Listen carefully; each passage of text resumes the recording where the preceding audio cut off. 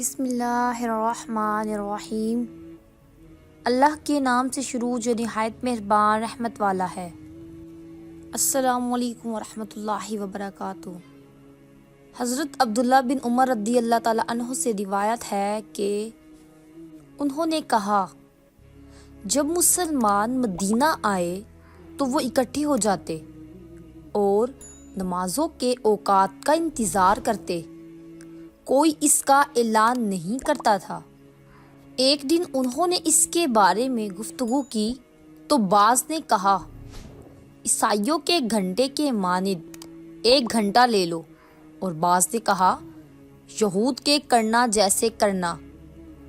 البتہ حضرت عمر رضی اللہ تعالیٰ عنہ نے کہا، تم ایک آدمی ہی کیوں نہیں بھیج دیتے جو نماز کا اعلان کرے؟